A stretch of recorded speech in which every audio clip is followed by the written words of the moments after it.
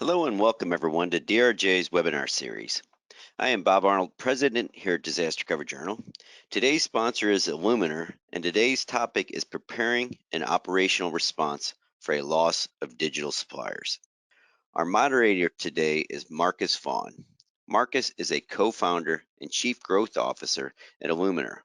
Having assisted organizations establish and embed risk and resilience program for over 15 years, Marcus has an array of experience in working with organizations worldwide across a variety of industries. And to help us kick us off here today and introduce our panelists, I'd like to now turn it over to Marcus. Bob, thank you very much. It is very exciting to be here with everyone. Anyone who knows me knows that I get very excited the opportunity to talk about resilience. So we have a really interesting session today. It is maybe the longest webinar title I've ever written before in my life, but we are looking at preparing for an operational response for a loss of a digital supplier. And as you can see, we've got a fantastic panel with us today. We've got Adam Peckman, who's the Global Head of Cyber Risk Consulting at Aon. I'll just introduce Adam very quickly. Adam leads Aon Cyber Solutions and business across Asia Pacific and is the Global Head of Cyber Risk Consulting Practice. He's had over 15 years experience in corporate governance, enterprise risk management, security risk assessments, cyber risk quantification, and insurance strategy. And additionally, Adam has 2 patents that cover cybersecurity risk assessments and modeling methodologies.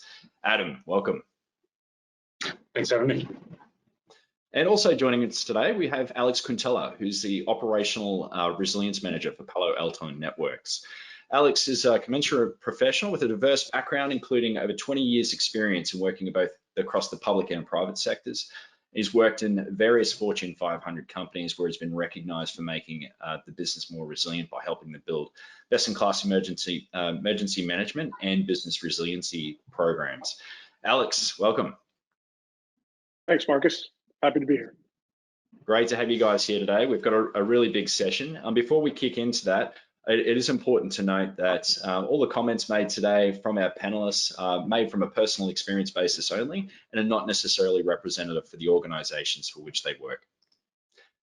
Without further ado, we'll have a quick look at the agenda and then we'll get into today's discussion because it is a big one. But we are essentially covering off the paradigm shift and that changing digital landscape and the exposure that it's bringing for all of our organizations and how we might be able to better prepare our organizations from a resiliency perspective. We're going to talk through some lessons that have been learned whilst working in the trenches through some outages and some first-hand encounters and experiences from that basis. So learning from the past. And we're also going to look at how we can start building and embedding more preparedness in our organizations. We'll be walking through a micro simulation that we've developed at Illumina for this particular purpose. As Bob mentioned, we will be holding some time for Q&A at the back end, so feel free as to enter in those questions on the way through, and we'll look to address as many of those as we can possibly get to at the end of the session. Without further ado, we might get started, guys. I think probably to start the conversation off, we need to address like why are we here today? And I think one of the big paradigm shifts that our generation is now dealing with is obviously the explosion of AWS infrastructure and other cloud networking infrastructure, and of course the explosion of SaaS enterprise that has come along with that. I think as our organizations become more reliant on software as a service, we've created a unparalleled network effect that we've never really experienced before. And this continues to grow rapidly. In doing a bit of research and preparing for this and looking at some of, I guess, the instances that have happened over the years, it's really interesting to learn. A lot of people obviously doing analysis on the amount of applications and IT systems that organizations are using. That is exploding again on an annual basis.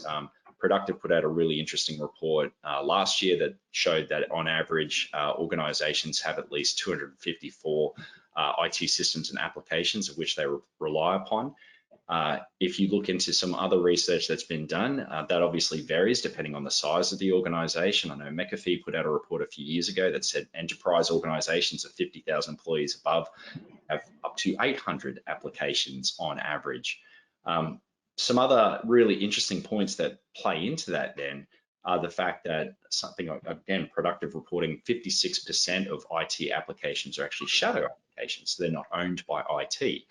so are sitting there in the background and being run, but can quite often find their way onto a critical applications list one way or the other. Now, this creates a really interesting network effect. And I know when we talk about, I guess, IT, the world has very much focused on cyber, and rightly so. That has become a prolific concern. But today's session, we're going to really look at that. What does that digital supply chain look like? Because it's not always that first encounter or that direct impact that's going to affect our organizations. Adam, I'm going to start with you. You spend a lot of time in the cyber world, obviously, given your background and experience. You work with organizations across the Fortune 500, but also globally. I'm really interested in, I guess, your experience and what you're seeing in looking at this risk profile of organizations and the change that you're seeing and how they're managing that. Yeah, thanks, Marcus, and hi everyone. I think you set out a nice context to this, which is, what has been the driver of the risk profile? How has that evolved? And I think, one thing that we often look at as a key driver to the change in risk profile of our clients was, not that anyone's exhausted about talking about the pandemic, but the first couple of months of the pandemic, where, it's often reported that there was about 5 years of technology investment and transformation that occurred in the early days of the pandemic, really to overcome all the operational challenges that people were either tackling or foreseeing because of having a distributed workforce and having to work remotely. So when we think about digital supply chain, or we think about the extended enterprise, really that's supporting everything now from remote working to e-commerce to mobile applications to cloud computing, right the way through the client, the company value chain. You can think about critical dependencies on digital vendors, service providers, right the way across. Now, because of that massive transformation that had occurred, that was somewhat front-loaded a couple of years ago now, we've seen a similar trajectory when we think about the losses or the known risks that have occurred during that time. And one example of that is obviously ransomware attacks. The growth in the digital transformation around supply chain, digital supply chain, extended enterprise has just meant that there's a larger attack surface now to go after, and those dependencies are more critical than they ever were for companies. So you can see on the what the slide that everyone can see there, depending on what time horizon you're talking about, if you look at the last 12 months as an example, we've seen between 300% and 400% rise in ransomware events reported during that time, and those are now in the 8 figures. So great economic transformation over that period of time, but similarly, we've seen an equal rise in, an equal shift in the risk profile of a lot of clients associated with their digital supply chain. Yeah, of course. I mean, the key point being there, it's not necessarily just the ransomware attack on your own organization you really have to stress about from an impact to staff, to customers, to operations. I mean, when you're using that many applications, granted, a good chunk of those are going to be critical applications to conduct the functions that your organization requires. So worrying about a ransomware attack is not just about yourself anymore. It's very much around the critical applications, and I guess the critical applications upon of which they rely as well. I remember historically when we used to think about supply chain risk analysis, you were always thinking about, okay, how far up the supply chain are you going to go until you start losing that point of criticality? But given the network effect that comes with the SaaS and cloud computing landscape, it could be 3 to 4 platform reliances or dependencies up the chain and still have an impact, Adam. Yeah, it's just as much of that as it is sharing similar dependencies as your upstream or downstream supply chain itself, right? So, relying upon the same technology solutions means that there may be, an accumulation and aggregation, much like we often have thought about in a more traditional physical setting when we're worried about ports or single distribution centers or sole manufacturers providing a unique widget Now we're thinking about that through the lens of, the digital economy. So, do all of our suppliers all use the same ERP system, or use the same OT platforms? And that's both, as we were saying, that's both the upstream, what do our suppliers do? And what facilitates supply chain operations, right the way to the downstream, which is how do we go to market? Be that sort of e-commerce, be that distribution, be that enterprise sort of resource planning type supply chain systems. So yeah, it's just as much now, thinking through traditional physical risk, but now it's with a digital lens that we look through. Yeah, and I guess there is only so far you can send that vendor risk assessment up the chain to understand, given the fact that organizations, and again, the research suggesting that SaaS organizations use more SaaS than any other industry in the world. So doing a vendor risk assessment on a SaaS platform and expecting them to do a vendor risk assessment on all of their SaaS platforms, which are doing vendor risk assessment on all SaaS platforms, it's you can see where the holes can occur. I'm really interested. You're obviously heavily intertwined with the insurance world, obviously working for one of the largest risk advisories in the world and intermediaries. What does this look like from a losses perspective? How are insurers even looking at these types of exposures? Yeah, I think we might even have a slide that gives a sense as to some of the changes in insurance programs. But I think the best way there's probably three ways to characterize the behavioural change that these losses have had in terms of the insurance market. I think the first is to the point that you were last making around risk visibility. So, the level of technical underwriting now that goes into understanding what the impact is from ransomware events, from disruptive supply chain events, from a technology standpoint, has increased. So you would not have, and obviously, insurance markets are quite often using lagging indicators to influence the underwriting decisions, because they're using their claims data, which is obviously then prior losses.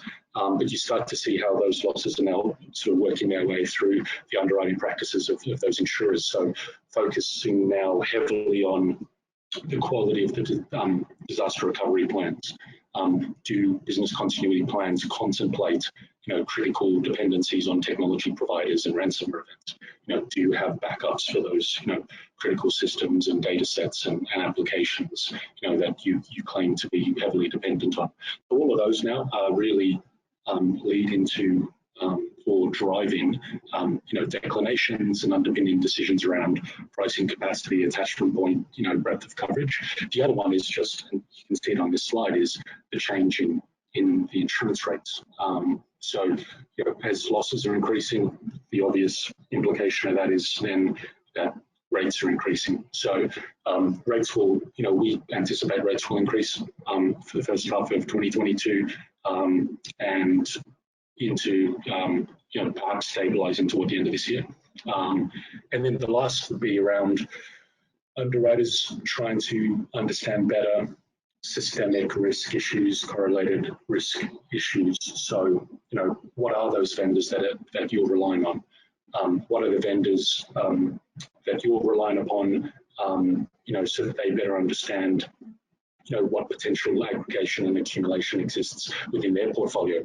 So this topic of resiliency to digital supply chain is now top of mind for a lot of the insurance markets, because what they don't want to have happen is they're underwriting 50% of AWS clients, and then AWS has an issue and they're on the hook for the downstream impact and cost that will incur. So they're now trying to understand both where that aggregation exists, where that correlation exists, as well as how would you as a individual enterprise respond to the inability to access one of those key vendors. So yeah, those technical underwriting rate changes, like we can see on that slide, as well as better understanding of systemic risks, are probably the three top behavioural changes we're seeing in the insurance market. So the submission of yes, I have an ITDR and yes, I have a BCP doesn't really cut it anymore when you turn up to market That's exactly right. That sort of binary yes, no, as you go through is no longer the art of underwriting. No. Yeah, of course. Which, hey, I mean, there's pros and cons to that, right? I mean, from obviously there's a lot of scrutiny that's going to be placed on the risk profile. And I think that's not necessarily a bad thing. There's obviously an opportunity there for resilience practitioners to get more involved with their insurance manager counterparts to help prove up exactly what that profile looks like, what that response and resiliency looks like. Also, there's also an economic argument to do more in this space.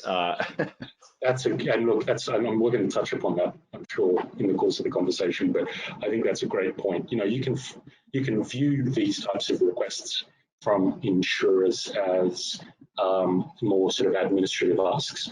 Another way to look at it is a way to demonstrate both the value of what you do in resiliency, put in some economic value on that. Your ability to do your job within a resiliency function is actually creating value in your company's ability to access insurance on more favourable terms. So that's one way to look at it. The other way to look at it is it becomes a forcing mechanism to say, oh, haven't you really contemplated BCP for our digital supply chain? Perhaps we haven't. Well, if that's to my point, that's the current underwriting practices and trend. Well, maybe now there's a sort of a reason to get around the table beyond its best practice. There is actually commercial value in doing that now. So yeah, I think it's a different way to frame the change in the insurance market as being an enabler for this organizational change. Yeah. No, excellent. That's great. Alex, I want to turn to you for a moment. I mean, you've worked across some pretty big organizations over the years, Cisco, Fannie Mae, PenFed Credit Union, you're at Palo Alto now. So, the enterprise space is something you're very much used to. You also have a really interesting background from emergency management point of view. So you're very much a go kind of person.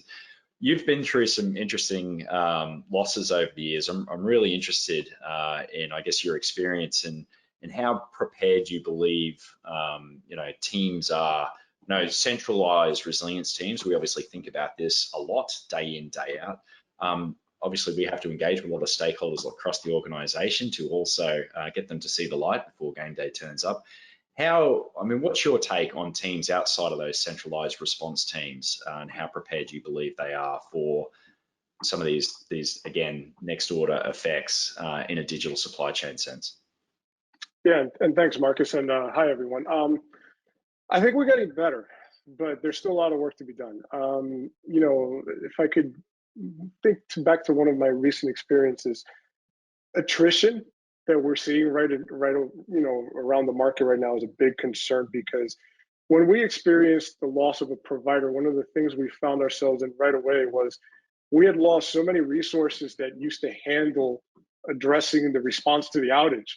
What we found ourselves doing was now, hey, this person who's been here for 2 days, you need to come help us. And they didn't really understand what they were dealing with. That's a giant risk to organizations. One of the things that I also saw was, and again, this was a key service that basically brought us to a grinding halt, just to provide context for everybody. We could not take care of our members. We could not do anything for anywhere in the area of 8 to 12 hours. And even the things that we could do after the 12 hours, they were at a minimum, and the backlog was enormous. And what we quickly took away from that was the fact that, you have to communicate early and often. And I think that a lot of times people try to keep things close to the vest to protect the brand, the interest of the organizations, and that's well and understood.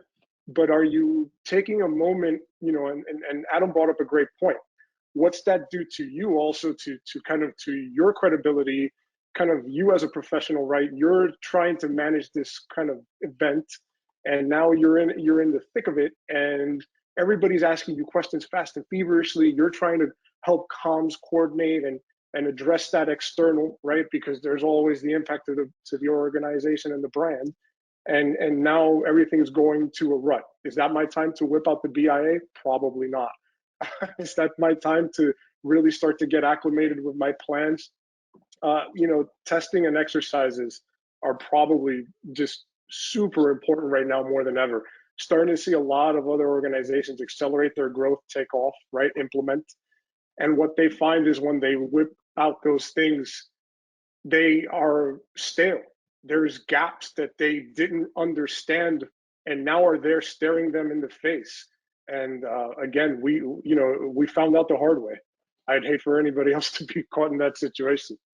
Yeah. I mean, you'd make a really interesting point there on the data available to try and understand impacts and prioritize those types of responses. What kind of weight do you put on the importance of BIA data on game day? Little, just because if you think about the process that you have to go through to get all of that stuff kind of synced up, making sense, digestible, not just to yourself as a professional, you have to consider everybody else that's going to be looking at this stuff, right? You're helping the leaders understand, here's what's going to take us down. And by the time that, again, we took some of that, we were finding that there were blind spots, way too many, and we had to reprioritize. And what we quickly saw was, oh, okay, this process that we went through that took us such a long time quickly becomes outdated. And that's the question you have to ask yourself nowadays as a professional is, how can I better partner with my organization to, as they grow and accelerate, I'm keeping up and really not so much trying to be on defense, but on offense, right?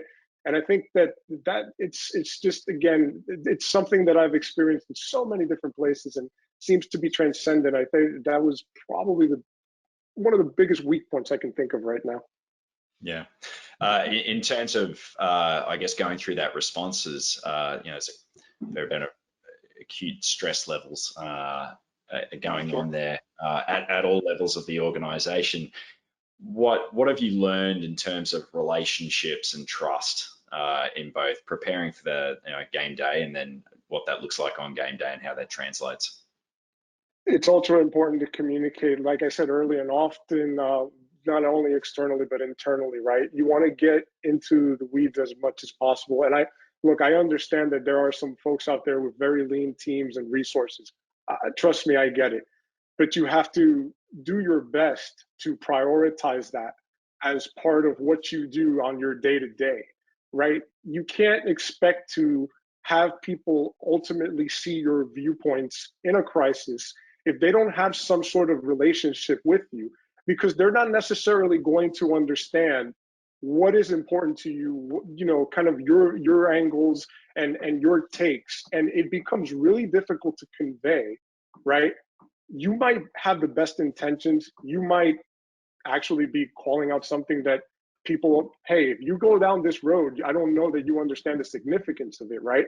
But think about trying to do that when you've not interacted with those people, when you don't have a rapport. It is super hard. And gosh, I think that goes into just day to day, right? I mean, you want to try to do the best that you can, and not just with people that you think these are the stakeholders, the interested parties, right? No. You want to go beyond a bit because, as I mentioned, attrition's a problem. You have more and more people now being multidisciplined, right? And being tapped on the shoulder and said, hey, I need you to do this. So you want to also consider the entire pie, right? You want to take a look and say, who has the possibility to be roped in if something goes awry here, right? Do I need to be kind of developing rapport with them? Look for those opportunities. Try to find, maybe whether it's an exercise, a conversation, planning, right? Wherever you have those opportunities, try to bring them in. And this is a question I wouldn't mind getting both your take on, actually. I'll start with you, Alex. But I mean, we often think about digital supply. Just as soon as the word digital finds its way on, cyber finds its way in, a lot of people will say, oh, that's potentially an IT problem. We know that it's not just an IT problem. We know that the on-flow effects are very much operational across an organization. My question is, do you think enough is being done at the moment to bridge that gap between ITDR and operational response from a resiliency perspective? And what more do you think could be done to bridge that gap? If more, I think always more could be done. But I mean, Alex, I'm interested in your thoughts. You obviously have been working in a resiliency role for many years now. I would frame it this way. There's this notion that high availability means good resilience or high resilience or strong resilience. That's just not the case. A lot of times you find that those things that are high availability, there aren't the redundancy set up in place, or not just that, but the workarounds, like I called out before, the blind spots, right? So I think that is something that people need to really consider, right? If you're a professional, you need to try to do your best to kind of take that up and magnify that and make that visible, right? Call that out as best as you can. And I understand, again, sometimes that's not the main priority, right? You could be easily seen as the bad person if you're trying to call that out and the business is like, whoa, whoa, whoa, we're trying to grow and accelerate. Why are you trying to? Well, look, the reality is it has to be captured somewhere, right? It is a risk. And again, I'll use the experience I was referring to. Hey, 8 to 12 hours, you can't do anything, right? Your business is at a grinding halt. So that's kind of the result, right? If you leave that alone and you don't do something about, to address that, that is the chance you run. So I think there just is more to be done there. There's a lot. We could spend so much on that, but I think that's like my main one. Yeah. I mean, from what I'm taking away from that, Alex, it's almost convincing people that they need to park the concept of probability of loss for a moment and just go for impact. So let's assume it's out. Let's assume we have an outage, not a, only a 1% chance or 0.0001% chance of that being down, but park probability and actually consider what the response looks like should the downtime occur. Yeah, I mean, one of the things that I recall came out of everything was we sought to try to quantify those soft costs, those resources, those extra taps on the shoulder, bringing everybody in. We had to tell the story differently because of the question that you just brought up, right? That's something that always becomes the challenge. It's, well, what's the likelihood of that happening? Or even if it does happen, I've had it happen where people will say, a leader will say, hey, it's just a really bad day. In this situation, I actually heard them mention, hey, it's a bad day, but it's going to get a little worse. We'll be okay. And I said, okay, that tells me I've got to tell this story differently. I've got to frame it up for them differently. So you have to go back and look at a few things. What am I missing? So we really took a kind of a deep dive into like our KRIs or key risk indicators and just kind of, what are we reporting on? Is there something we can do differently? And we even work with the finance team where we found out that they had information that we didn't know that they were tracking. And we were able to leverage that data and actually tell our story differently, right? So that goes back to the relationship building, right? Hey, are you really trying to look and see who can help you, right? Because those are your extra resources. If you've already got that, they've got that data, and now they pass it on to me, and I can tell my story different, and now leaders can be like, oh, I see what you're getting at. That's a win. That's turning data into insight pretty quickly to get a decision made, right? Okay, Adam, I'm interested. I mean, again, you do a lot of work with organizations and pitching risk profiles and understanding risk profiles to the market. What's your take here? I mean, do you think more can be done between, I guess, IT, data, disaster recovery, and operational resiliency to improve the profile? What's your view on the market and working with organizations? Yeah, look, I think Alex, the last point being made then just about, sharing data between teams so that you're not taking a very siloed approach to this. Everything that we've just said in the lead up to this has been around, there's now all these critical and overlapping dependencies across all the digital vendors and services that exist within the organization. But quite often when we think about resiliency to these digital technology disruptions, we think about that through the lens of, the incident response and forensics. So that's all the, detecting, recovering, remediating from the event itself, the crisis management. So that's sort of managing the brand resiliency component to it, right? Your license to operate in some markets and the like, business continuity response. So that's the non-IT response to sometimes an IT vector.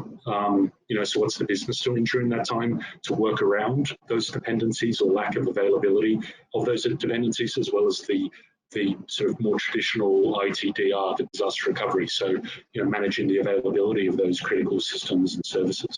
So, there needs to be a common approach to thinking through, what are the strategies there. Quite often when we ask companies, do they have resiliency plans in place, resiliency strategies that contemplate things like the business continuity response to cyber threats, digital disruption events. It's about 8% that report having, actual enterprise-wide BCM strategies that think through the disruption to digital services and IT vendors. So about 2 in 3 companies are still relying on their sort of more antiquated business continuity plans that don't really contemplate those, digital dependencies and others. So I think it really, the way to overcome those gaps is through collaborating, through understanding, what is critically important, using common methodologies, like Alex was describing around, what's the so what of some of these dependencies, and then actually formulating plans that cut across, these silos, so that there is a single view of the truth on what it means if we lose certain services, so that you can actually build some resiliency where perhaps there isn't a formal sort of approach today. Interesting. That's good. That's good. Jen, so I'm gonna turn to a little bit of how do we actually go forward, and what's our thought process here in terms of building that preparedness. One thing I did want to go through today was looking at a micro simulation. I know, gents, you've both seen quite a few of these micro simulations over time. We've had some interesting conversations, so I might spend a little bit of time in going through that. One of the things I guess we're quite passionate about at Illumina is really trying to change people's minds that don't think about these risks the same way that we do. And one thing that's I guess has struck me in terms of my journey over the years doing research as to why don't people actually get it the way that we get it. And one of the key things, probably if you were at DRJ Spring, you probably heard me talk about this. It turns out 80% of people have an optimism bias and an innate cognitive disposition to think that things are going to turn out better than what they actually will.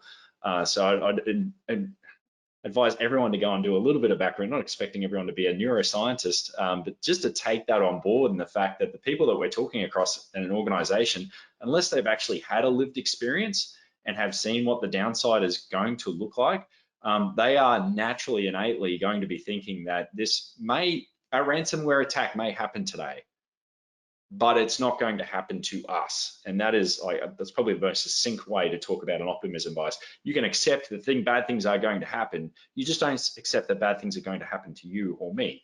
So we spent a lot of time in trying to break that down with micro simulations. We've got an interesting one to help build up some resiliency, I guess, against a loss of a digital supplier. So what I'm going to do, it's a little bit different to what you might usually get, but I'm going to run through a micro simulation and what that looks like. And we're going to talk through some of the method and the madness of why that micro simulation looks like the way it does. I'm going to start with talking through objectives in a micro simulation. So whenever we set a micro simulation objective, it really has to be, what are we trying to achieve here? So we can actually measure how successful have we been. And with that, our approach is very much around, okay, can we build awareness that the threat exists, and again, break down some of that optimism bias, but can we also build capability on the way through, start validating what those contingency strategies or recovery strategies might look like, and also start building up that trust across the organization. The one that we're looking at today, the loss of digital supplier, we are going to pick on Salesforce because we know it is one of the largest software as a service providers around the world. So there's a lot of accumulation risk that does sit with that. The key objectives that we're looking at today are very much build awareness around digital supply chain disruptions, build capability and doing an impact assessment process, validate critical function and business impact data, validate some contingency strategies, and identify dependencies and stakeholders along the way. With our critical success factors in there as a successful completion of an impact assessment, validation of those functions and associated relative to the impact, the team successfully identifying some contingency strategies, and obviously identifying cross-functional stakeholders from a dependency perspective. these are really key points to undertake, so we can start building up, I guess, that understanding of the exposure across the organization. This one in particular, we're focusing on the collaboration between a business continuity response team or an organizational resilience team, call it what you will, but one of those centralized response teams who very much has, I guess, ownership of building out that awareness and resiliency. We're also going to pick on a customer service team who might be impacted. So we'll jump into this micro simulation. Bear with me for a moment, guys. I know streaming and sharing takes time, but we do like to do things live. So our micro simulation in this particular instance, obviously from our perspective, is housed in Illumina, but what we're going to do is we're going to get started and we're going to get going with a small clip to bring it to life. A major cyber attack has knocked out one of the world's largest software providers, disrupting the operations of thousands of organizations worldwide. In a press release issued earlier today, the CEO offered his sincere apologies to customers for the ongoing impact, stating, "Our teams are actively engaged with the FBI and leading cyber response firm FireEye to investigate and resolve the incident, and that they are working around the clock to get our customers back up and running." Widely relied upon as a critical application for Fortune 500 organizations and government agencies alike, the attack has created a ripple effect of impacts across many industries with no end in sight for return of service. Okay, thanks very much. So we've provided the audience a little bit of information about the attack, but we are obviously micro simulations around keeping things very short and sharp. So 10 to 15 minutes to make sure that we can actually get their attention. We're going to jump into the scenario that we've provided for the team again to bring it to life a little bit. So in our information board, we've got, yes, we've been informed that a critical supplier, Salesforce, have been reported as having a major cyber incident disrupting their critical systems, applications, and operations. They're anticipating the disruption for availability of services for up to 24 hours. And we've also had some impact already. So due to the organization's VoIP Salesforce integrations, the call center has reported the disruption in standard call routing. We're going to jump over to our task board. And we'll take a minute to talk through some of these tasks and why we've built them in there, because I think that's really important to go through the method and the madness. What are we trying to do here? The first task that we've identified is, okay, let's start with the customer service team, sit down and identify what are the critical processes that are going to be impacted by this outage should the services not return within the first 24 hours. So rather than specifically guiding them towards potentially BIA data and doing a validation process, we have actually left that relatively open, giving people the option to either go and source that information if they know where it is, or also think through what that information looks like today, which can actually provide the opportunity to avoid things like confirmation bias and looking at potentially old data. Alex, again, you've worked with teams on a cross-functional basis. How important do you think this type of task is in the lead up to an event as opposed to purely just doing it on game day?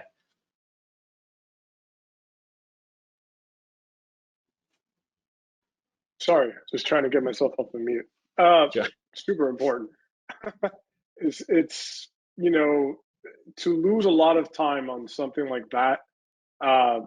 It's bad, and I've unfortunately seen it happen too many times. And I would say that the ability to do it in a short amount of time is pretty also helpful for those that you're going to test with, right? I mean, if you think about it, if you can bring them to the table and say, hey, we're going to take what we normally do and shorten it up, right?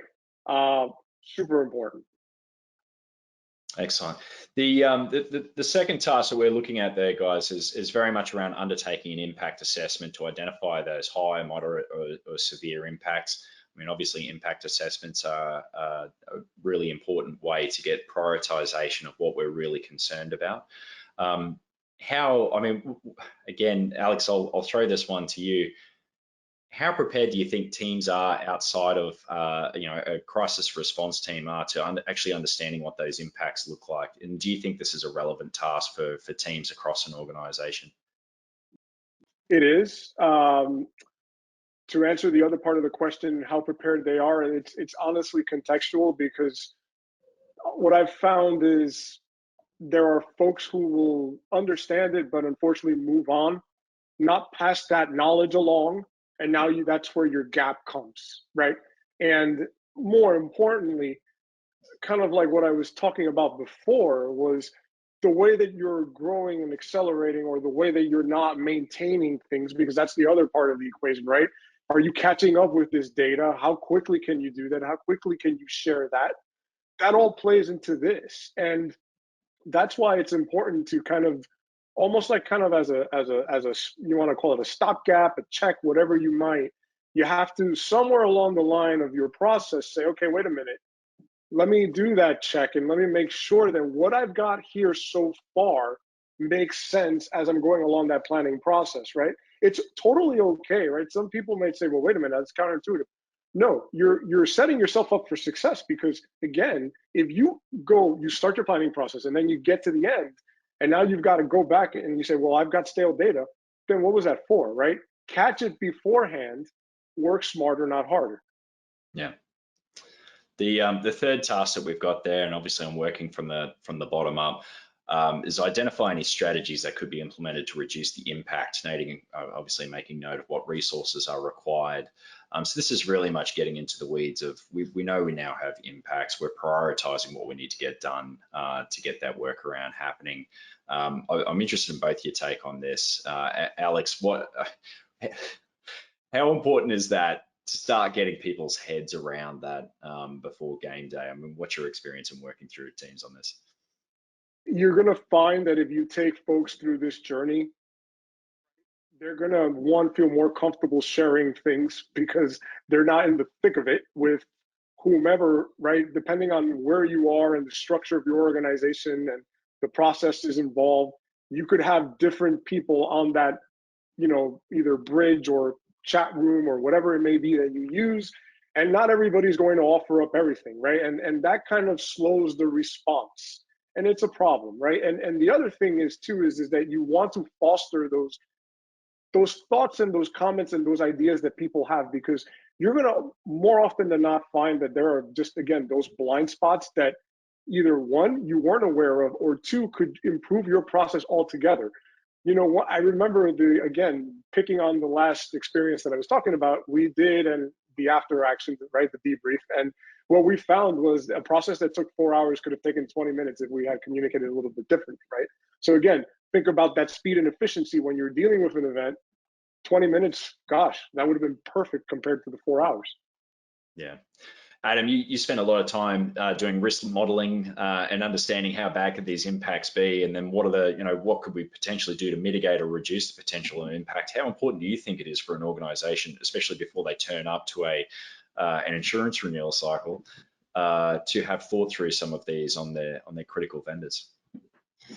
Yeah, look, I think a lot of the modeling effort we work on for clients is largely like a capital allocation play, right? Where should we be investing resources in, capabilities, or, to either sort of stop an event occurring, or if it should occur, be more resilient, to the impacts of that particular event.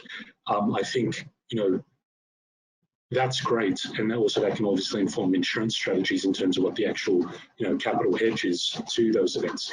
But I think, what is great about sort of what we're going through here is the more sort of dynamic testing of assumptions. You talked about sort of the cognitive biases around some of these things. The more dynamic and frequent testing of this, I think it just constantly introduces new data, but also divergent opinions on, what's the context we're in, but also what are the best strategies. I think, that's hugely important, because then you can take all those divergent perspectives and start to provide some convergence around a common methodology.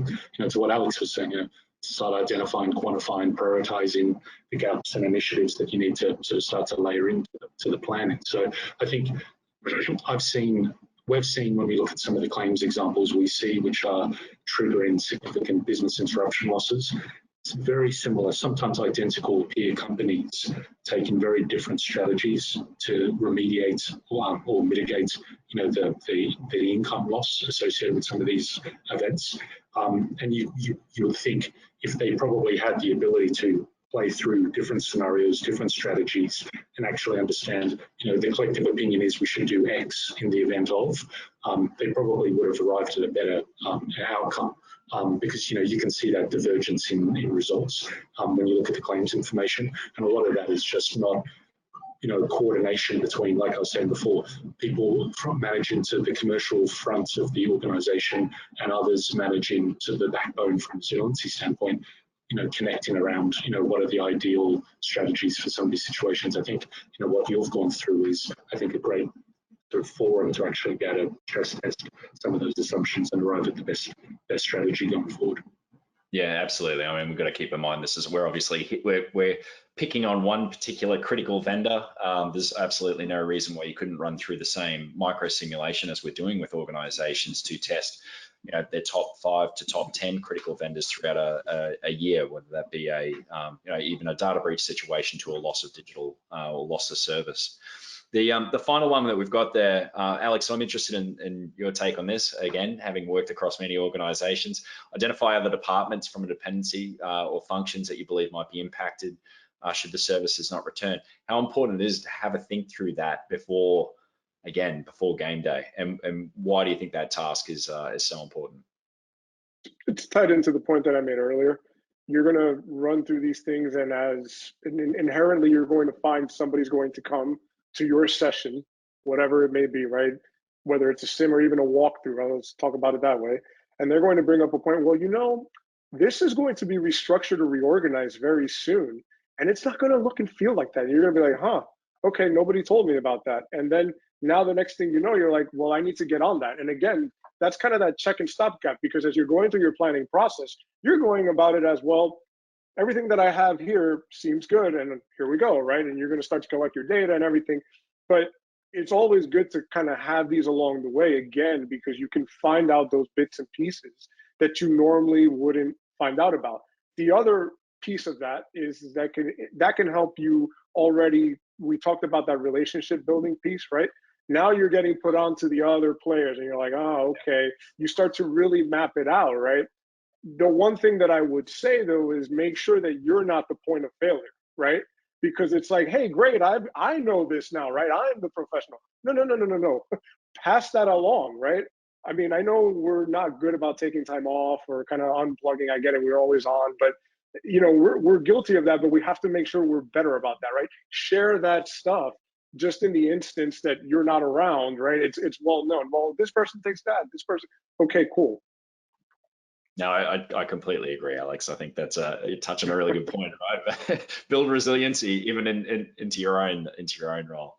No, that's fantastic. So within 15 minutes, guys, or 10 minutes, we've completed our micro simulation. We're not going to go through and do the full post-incident review. I don't think that's going to add a huge amount of value for today. But what we might do is we might move back over and give the audience a chance to answer any essentially ask any questions. I have seen quite a few questions come through, so bear with me, guys. If you do have any burning questions at the moment, please do drop them in. Just look here. So I've got one that's come through around what enhances modifications could be made to the BIA to better incorporate supply chain. Alex, do you want to start on that? I've got some thoughts. Yeah, you got to really seek to, again, this will depend on your organization or your structure, your processes. You've really got to seek to partner with your third-party risk management, right? If you've got contract reviews going on, that kind of stuff, it's super important. They can point you in the right direction. If it's something that you already do, then again, it's really about looking at the data that you have, trying to obtain those key points, making sure that you're doing those reviews, not just checking a box. Go a little deeper, right? Because again, you want to try to, if you're truly trying to protect your organization, you want to make sure that you're understanding all of these things. And again, they have attrition too, right? Account managers move, numbers change, addresses change, products are added on, branded differently. All of these things, where are you tracking it? How are you keeping up with it, right? That all ties and rolls up eventually into the BIA. This is why I say the BIA can get stale. So it's super important to go back and kind of check and tick and tie all that stuff. Yeah, absolutely. I mean, that's one thing we're very cognizant of as well. I mean, the microsimulation programs we're starting to build is really trying to help refresh and keep that data live. I think that probably the one thing I'd add to that is maybe not just the BIA process. I would say the microsimulation or even tabletop simulation can provide a lot of insight in terms of that impact and what that looks like from a vendor side. So I think before I moved into the technology side, back in my consulting days, I think one of the last crisis simulations I did was with a major Australian retailer and their service provider that was looking after their digital e-store. And that had become the largest point of revenue generation for this organization from what was traditionally a bricks and mortar. Now, having gone through a cyber simulation exercise, not just with the client, but also their service supplier involved in that tabletop exercise, provided a wealth of information around what the impacts could look like in real time, as opposed to purely just theorizing what they might look like from a BIA perspective. So I think there's absolutely a major opportunity to better incorporate our vendors into processes like that. I would put my hand up and I'll take on the challenge to work that into our microsimulation programs as well. But I think we have to think very much broader around that. Adam, anything else you'd like to touch on in terms of that collaboration with vendors to understand and better understand the impacts of a supply chain? No, I think Alex made a really good point. I think part of the other, early on, Marcus, in sort of the opening comments you mentioned around, shadow IT and, the commercial business, spinning up different, technology solutions to solve, commercial challenges. I think, sometimes we assume that, we have a corporate single global license with a vendor in place. That's our extent of our relationship. I think the purpose of sometimes stress testing the assumptions around, who we critically dependent on and actually doing that in a more dynamic setting is useful, because sometimes you can unearth that actually we're much more dependent on, multiple instances of a particular vendor or supplier for something than we realized until we actually started playing through what if we lost such and such. And again, it's just a great way, I think, to stress test these assumptions and say, what didn't we know before we walked in? And now we do have a bit more sort of live, up-to-date information, data. How do we strategize around that now in terms of the criticality of some of these vendors and how we should position ourselves contractually, operationally, from a resiliency standpoint? I can imagine it'd be quite a powerful statement just to say that to the insurance market on renewal that, yes, we have stress tested these top 3 vendors from a supply chain perspective, and this is what the results look like. I can imagine that would probably go down pretty well. Yeah, because frankly, not as many people are doing that should be doing it. I think some of the more, digitally advanced, digitally native industries, the FIs and others, have been, a little bit further along in this, but a lot, the manufacturing industries, particularly, in food and bev and others, that, are, dependent on these, digital vendors, probably aren't there in terms of, stress testing how resilient they are. So the ability to show up and show that it's a live process, and business continuity isn't just a RIN folder that sits on somebody's shelf, but actually is much more dynamic and involves the commercial organization as much as it does the subject matter experts in the organization. I think it's a powerful message. Yeah, agreed. I don't have a huge amount of more questions coming through, so final call on that. But what I might do is ask gentlemen if there's one thing that you'd want the audience to take away from today. Any particular takeaway in particular you'd like people to go away in terms of executing and building resiliency across their organization. Alex, I might start with you. Your BIA is a tool. It is not the holy grail by any stretch of the imagination, and it is dynamic. You need to treat it like a breathing, living document, right? And again, it is a tool. I've seen far too many times where people will go to that for the source and the end all be all, only to then have it literally blow up in their face in an event. So take it from the person who's learned that lesson. No, that's sage advice. Adam, anything that you'd like to like the audience to take away today? No, I think that was actually a really good message from Alex. I would just say, to my point about the different teams that are often pulled in to manage some of these critical technology disruptions and disruptive cyber events, I think, we've seen really impactful sessions where, you've brought in, people that are managing the brand and reputation of the organization just as much as the security operations, just as much as, the commercial business continuity parts of the organization actually coming together to strategize. I think that's where you can actually unearth some topics that maybe just haven't been contemplated before, which ultimately are going to be useful on game day when you have an event. And I think the more collaborative you can be, whether it's facilitated by a technology platform such as this, but also just getting those people in the room and being collaborative around what do we care about, I think actually moves the dial in terms of resiliency. No, I totally agree, and I think you've kind of waded into probably my key point, which one thing I would say is optimism bias is a real thing. There's a lot of science behind it. Please go and read up on it. I think it's something as resilience professionals, risk and resilience professionals, we need to be absolutely conscious of. The more lived experiences we can provide with people, and using stories and lessons learned like these can really help us shape minds to build that level of resiliency. Gents, without further ado, I'd like to say thank you very much for turning up today. And I really appreciate everyone turning up from the audience perspective. It's been a really interesting session. So thanks very much, gents. My pleasure. Thank you.